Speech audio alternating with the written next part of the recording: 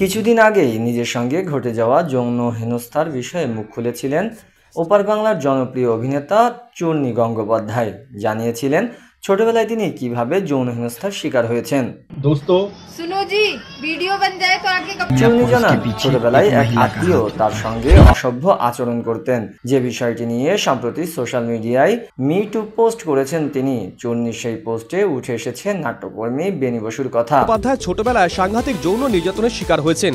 এবার একই বিষয়ে মুখ খুলেছেন অভিনেতা সুদীপ মুখোপাধ্যায়, যিনি ওপার বাংলার ছোট পর্দার পরিচিত মুখ। বর্তমানে তাকে একাধিক ধারাবাহিকে কাজ করতে দেখা যাচ্ছে, যার অধিকাংশই নেতিবাচক চরিত্রে। পর্দায় সুদীপকে হেনস্থাকারীদের একজন চরিত্রে দেখা মিললেও বাস্তবে এই অভিনেতা নিজেই যৌন হেনস্থার শিকার হয়েছেন। সম্প্রতি TV9 বাংলাকে দেওয়া এক সাক্ষাৎকারে এমনটাই জানিয়েছিলেন।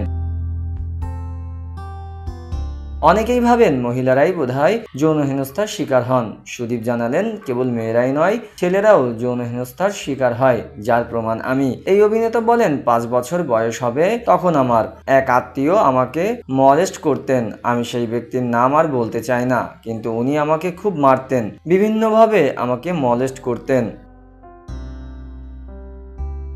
এরপর সুদীপ বলেন, উনি আমার প্যান্ট পর্যন্ত খুলে দিতেন, আমার গোপনাঙ্গে মারতেন। আমি যখন বাড়িতে একা থাকতাম তখন তিনি এই অসভ্যতা করতেন। আমার বাবা বাইরে থাকতেন আর মা কাজে ব্যস্ত থাকতেন, সেই সুযোগে তিনি শারীরিক নির্যাতন করতেন।